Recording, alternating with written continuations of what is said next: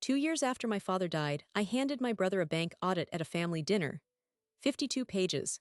Every forged signature, every dollar of the 148,000 he drained from Dad's survivor pension.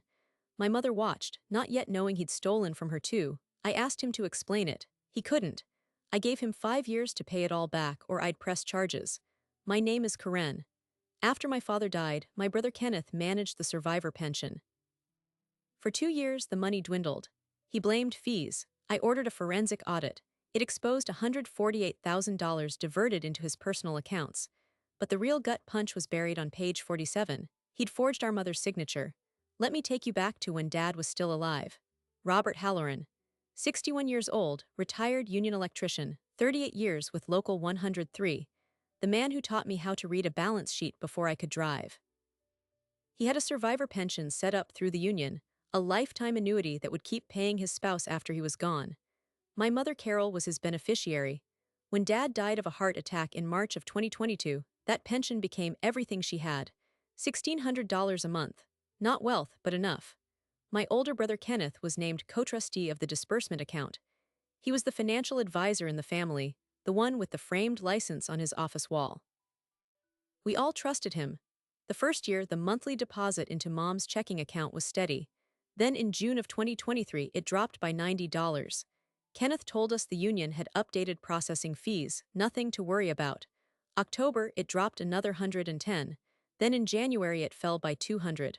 By May of 2024, my mother was receiving less than half of what Dad had intended. Kenneth always had an answer. Inflation adjustments, custodial maintenance, IRS administrative surcharges. He spoke in jargon no one questioned because he was the professional and we were grieving. But I kept the original pension documents Dad had left in a fireproof box upstairs. On page 14, it stated plainly that the survivor annuity was fixed, not variable. There were no processing fees deducted from disbursements. The union paid those separately. So in July, I asked my mother for her bank statements. She hesitated. Kenneth handles all that. I told her I just wanted to double-check something. She gave me the folder, 23 months of statements. The deposits matched exactly what Kenneth had been forwarding to her. What I needed to see was the source account, the joint holding account where the union deposited the full benefit before distribution. Kenneth controlled that ledger. He refused to share it, said it was complicated. Family shouldn't audit family. That sentence broke something in me. Because my father had taught me that honest people don't hide ledgers. So I walked into the regional bank branch on a Wednesday morning, laid my father's death certificate on the counter, and requested a full forensic audit of the co-trustee account. The branch manager hesitated. When the audit arrived 3 weeks later, it was 52 pages long, and it named every single transaction. The withdrawals were categorized under fabricated line items. Wire transfers labeled maintenance fees that traced directly to Kenneth's personal checking account. Cash withdrawals with no supporting documentation. $250,000 had passed through that account in 2 years, and only a fraction ever reached my mother. The total siphoned, $148,000. And then I reached page 47. A separate sub-account had been opened 1 month after Dad's death. It was registered as a second survivor account, supposedly authorized by my mother. But the signature on the authorization form wasn't hers. I knew her handwriting like my own, the looped cursive, the way she dotted the letter I with a tiny circle. This was a jagged, rushed forgery. Kenneth hadn't just stolen from me. He defrauded his own mother, opening a secret account in her name to funnel money he was already hiding. I sat on my kitchen floor and read the audit 3 times. Then I called my mother and told her there would be a family dinner that Saturday night, just the 4 of us. I didn't tell her why. I spent the next 2 days photocopying the audit, highlighting every fraudulent line, preparing the performance of my life. Because when I handed that report to Kenneth, I wasn't looking for an apology. I was looking for a confession in front of the woman he'd been stealing from, and I was going to give him exactly 1 chance to come clean. Saturday evening, 6 o'clock. I parked outside my mother's house, the audit folder heavy on the passenger seat. 52 pages, each one flagged with yellow sticky notes. I'd rehearsed the moment in my head a dozen times, but my hands still shook as I walked up the front steps. The porch light was on. Through the window, I could see my brother Kenneth already seated at the dining table, laughing at something, a glass of wine in his hand. My mother was pulling a pot roast from the oven. The smell of rosemary drifted through the screen door. Everything about the scene looked normal. That was the point. I walked in, kissed my mother on the cheek, and set the folder on the sideboard face down. Kenneth asked about work. I gave him a thin smile. We ate. Small talk, the weather, the red socks, nothing deeper than a teaspoon. My mother looked happy. She always did when the four of us were together, even though Dad's chair sat empty at the head of the table. I kept glancing at the clock. 7:45. My heart was hammering. I'd planned to wait until dessert. But the longer I sat there, the heavier the folder felt, like it was radiating heat. Or maybe that was my anger. Finally, I set down my fork, stood up, and laid the audit folder in the center of the table next to the gravy boat. My mother looked at it, confused. Kenneth's fork stopped halfway to his mouth. I said, "Kenneth, I need you to explain something to everyone." He opened the cover. The first page was a summary sheet, 2 years of withdrawals line by line with the bank's verification stamps. His face went pale. He tried to close it, but I pressed my hand on the edge of the pages. He said, "Karen, this isn't what it looks like." I pointed to a line item dated August 11, 2023, account maintenance fee for $400. "Show me the invoice," I said. He couldn't. I turned to page 12, a wire transfer for $3,200 into his personal checking account, labeled Investment Management. He said it was reimbursement for financial services he'd provided. I turned to page 31, another wire for $6,000. Page 40, a cash withdrawal of $1,200, no memo. The pattern was a jagged scar across every month of the calendar. $148,000 in total, siphoned while my mother's grocery budget shrunk to $70 a week. My mother's voice was barely a whisper. "Kenneth, what is she showing me?" He stood up, tried to leave the table. I blocked the doorway. "You don't get to walk out," I said. "You got to walk out every time we asked about the shrinking pension, not tonight." Then I flipped to page 47. Second sub-account, opened March 28, 2022, 1 month after Dad died. The authorization form was right there, a scanned image of a signature that was supposed to be my mother's. I slid the page across the table to Carol. "Mom, look closely. Did you sign this?" She put on her reading glasses, the ones with the tortoiseshell frames Dad had bought her at the pharmacy years ago. Her finger traced the jagged loops. Then she looked up at Kenneth, and her eyes filled with something worse than shock. It was recognition. "No," she said quietly, "that's not my signature." The room went cold. Kenneth's authority cracked. He started to speak, stuttered, stopped. He said the bank must have made an error, that there was a mix-up with the forms. I pulled out a second document, the bank's internal audit verification. A handwriting comparison had already been conducted by the Financial Crimes Unit. The conclusion was definitive. The signature was a forgery, and the account had been opened using my mother's social security number without her knowledge.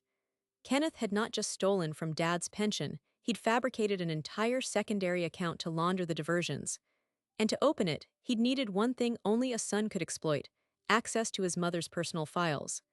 I looked at my brother, the licensed financial advisor, and I said, "Explain it to everyone. Right now. Or I walk out that door and the next call I make is to the district attorney's office, and I will bring the full 52 pages with me." My mother's voice cracked. "Explain what? Someone tell me what you did to your father's money," Kenneth crumbled. He sat back down, his face in his hands. The confession came in fragments. He'd been struggling with credit card debt, then a gambling habit he thought he'd hidden. The pension became a silent, willing lifeline. He'd take a few $100s one month, 1,000 the next, always telling himself he'd replace it. But the hole deepened and the forgeries kept coming. He even described how he'd practiced my mother's signature on a notepad before tracing it onto the bank forms. He did it 6 times, 6 separate forged documents. My mother stared at him, tears streaming down her cheeks. I held the folder open, not as a weapon now, but as a mirror. "You stole from your own mother's widow's pension while she trusted you to manage it, Kenneth. That's not a mistake. That's not a borrowing problem. That's you choosing yourself over family, every single month for 2 years." I then laid out the restitution plan I'd already drafted with my attorney. Full repayment of $148,000 over 5 years, plus interest. Kenneth would have to liquidate his investment accounts, sell his second car, and submit quarterly bank audits for the next 6 years. He would sign a notarized confession of fraud, admissible in civil court, and voluntarily relinquish his financial advisor license through a consent order with the state regulatory board. If he followed every term, I would not press criminal charges. If he missed a single payment, I'd file the complaint. My mother looked at me, then at my brother. "Do it," she said, her voice raw. "Sign it and get out of my house tonight." Kenneth signed. I watched the ink dry and I realized that this was not a victory, it was triage. The pension was gone, the trust incinerated, and I hadn't yet understood the ripple effects. The bank was required to report the forgery to federal pension oversight agencies regardless of family settlement. The state licensing board would launch its own investigation. What I'd uncovered at that dinner table was about to set off a chain of consequences that would strip Kenneth of his career, his reputation, and any last thread of his identity. But none of that was my concern in that moment. My concern was the woman sitting across from me, the one who had just learned that her only son had stolen her dead husband's security. I knelt beside my mother's chair and held her hand. She didn't speak. She just stared at the empty chair where my father should have been. And the silence between us was the heaviest sound I have ever heard. The silence after Kenneth left lingered for days. My mother didn't cry, not in front of me. She just kept touching the empty chair at the head of the table, as if she could still feel the warmth of my father's work jacket draped over it. I filed the notarized confession with the county clerk on Monday morning, then delivered a certified copy to the bank's fraud investigation unit. I assumed the worst was over. I assumed that $148,000 was the full scale of the theft. I was wrong. 3 days later, the bank's forensic auditor called me. Her name was Ellen. She'd been the one who flagged the forged signature on the second account.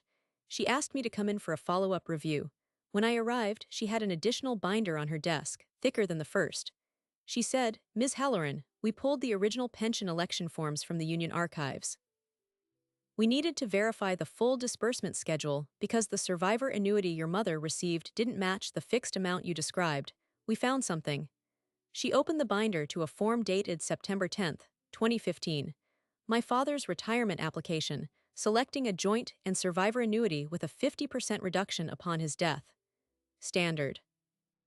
But beneath it was a spousal waiver form, required by federal law under the Retirement Equity Act, because the election reduced the survivor benefit. The waiver had to be signed by my mother, witnessed by a notary, certifying that she understood and consented to the lower payout. The signature on that form was my mother's name, Carol Elizabeth Halloran, in a cursive loop that looked, at first glance, exactly like the one on the forged account authorization. The notary stamp was present. The date was clear, but Ellen had pulled the notary's logbook from that date. No entry for Carol Halloran. No entry for any election waiver that month. The notary public had been Kenneth's college roommate, a man named Derek Voss, who had surrendered his notary commission 18 months earlier for unrelated misconduct.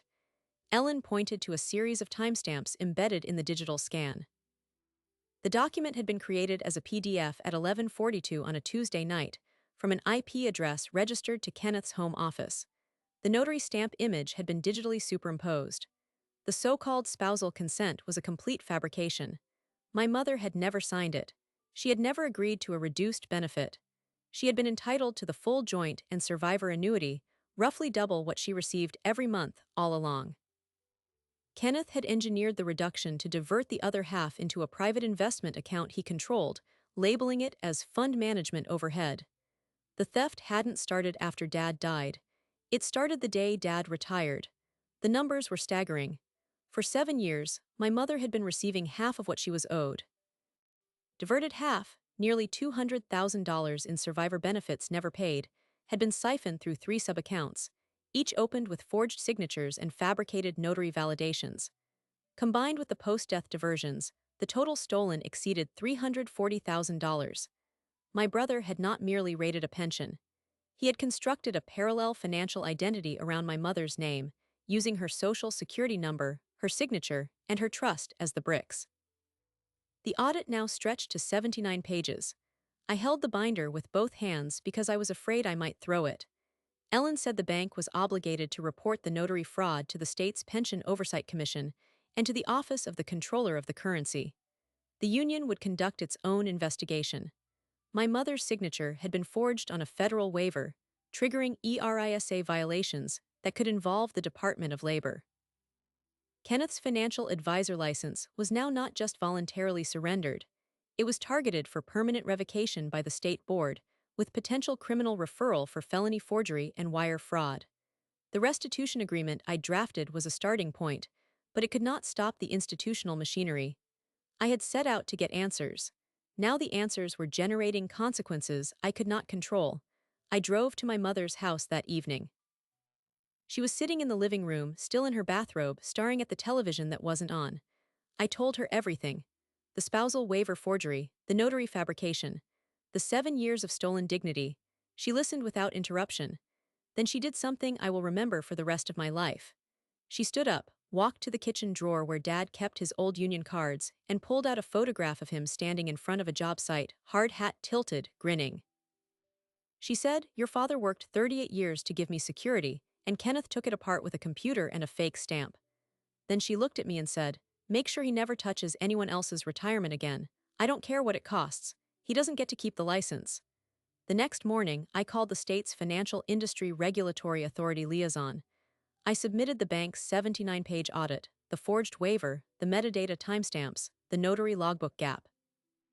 I filed a formal complaint. I also contacted a forensic handwriting expert who confirmed that the signature on the waiver, the second account, and 6 other bank forms matched Kenneth's deliberate imitation patterns, not my mother's natural hand. That expert report became the foundation for a criminal referral, regardless of whether my family pressed charges. The decision was slipping from my hands into the public record. Kenneth called me that Thursday.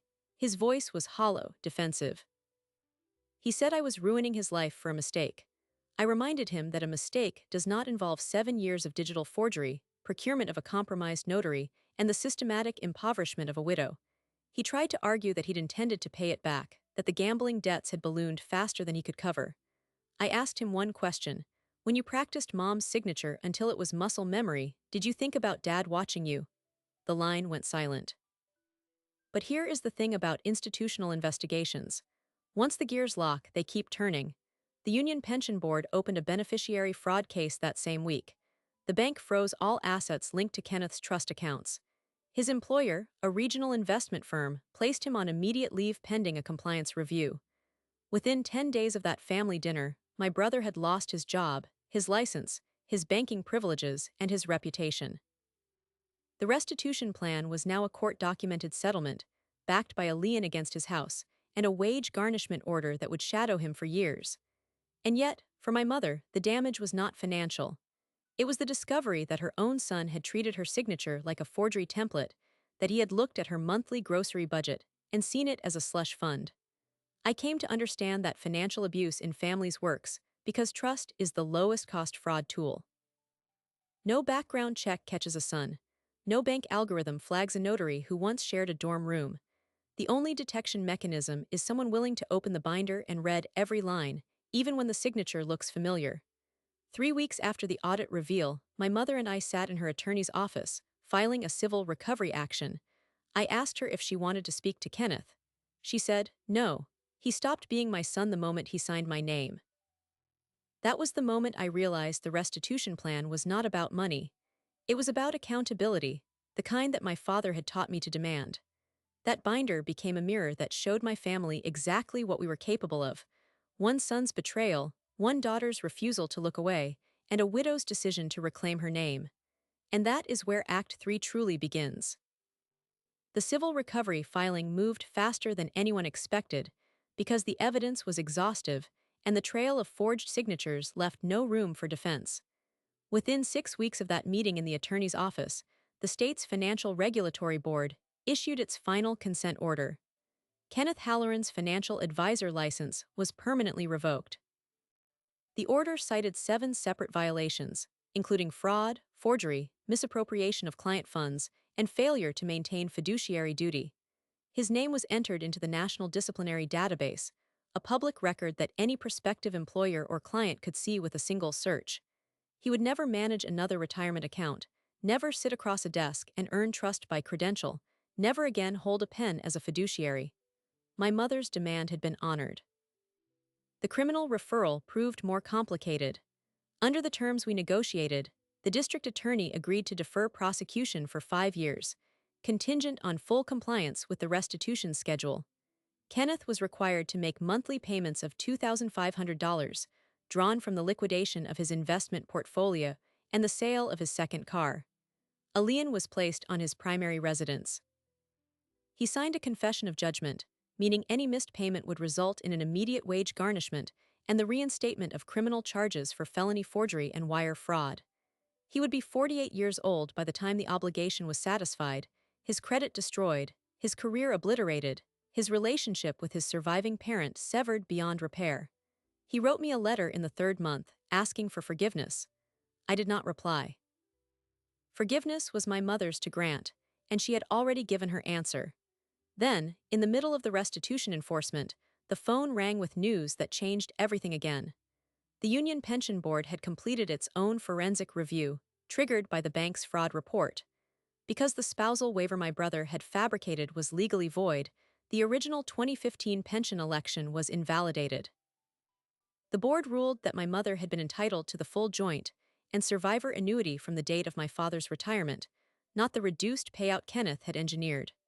The union was required to restore the full monthly benefit going forward, and to issue a retroactive lump sum payment covering the 7 years of underpayment. That check arrived on a Thursday morning in a plain white envelope from the union's legal department. $209,000. The full measure of what had been stolen before Dad even died. My mother opened the envelope at the kitchen table, read the letter twice, and set it down next to my father's photograph. She said, "Your father kept his promises. Now the union has too." The combined recovery was not just financial. The restitution from Kenneth covered the post-death theft. The union's retroactive payment covered the pre-death benefit reduction. Together, they restored the full dignity my father had intended to leave behind. My mother used a portion of the lump sum to establish a scholarship fund in Dad's name, a small, quiet gesture that turned stolen years into a gift for trade apprentices who remind her of the man she married. That was her way of closing the loop. It was not about erasing Kenneth. It was about reclaiming Robert's legacy. I still keep the binder on a shelf in my office. 79 pages of fraud and recovery that represent the strangest kind of inheritance. My father taught me to read a balance sheet so I could understand assets and liabilities. He never imagined I would use that skill to audit my own brother. But that binder is not a trophy of victory. It is a scar.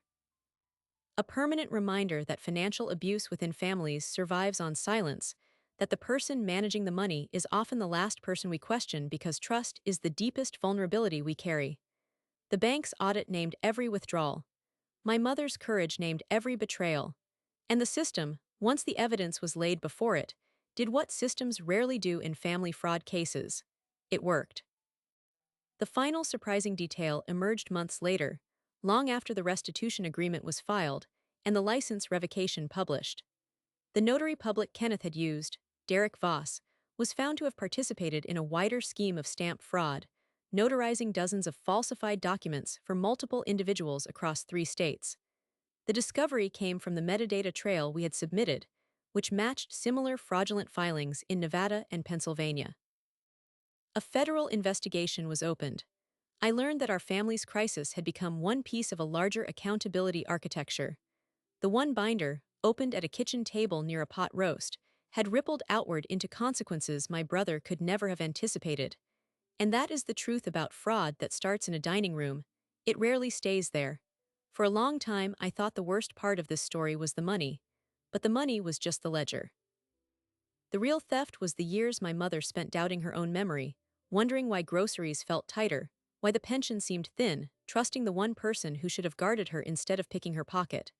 When the union check arrived and she laid it beside my father's photograph, I saw a woman who had not lost her name or her security. She had just had them stolen for a while. And that difference matters. Financial abuse inside a family is a quiet crime. It does not leave a broken lock or a police report in the first chapter. It leaves a son who borrows a social security number, a notary who surrenders his stamp, a forged signature on a form that no one will read until long after the damage is done. This story ends with accountability, but most do not. Most end with a surviving parent who never understands why their retirement vanished, and with a sibling who protects the secret because consequences feel heavier than justice. So I will leave you with a question. If you had to open the binder, if you had to ask the question that unearths the forgery, would you? Or would you let the silence stand because it is easier than the truth? I asked my mother once whether she wished she had never seen page 47. She said no. She said knowing broke her heart, but not knowing would have broken her soul. That is the cost of looking and the cost of looking away. Choose carefully. And if this story resonated, take a second to like and subscribe, and drop your location plus your local time in the comments. I would love to know where in the world you are listening from tonight. I am Karen. This is the story of how a bank audit named every withdrawal and how a widow's signature became the weapon that reclaimed her life.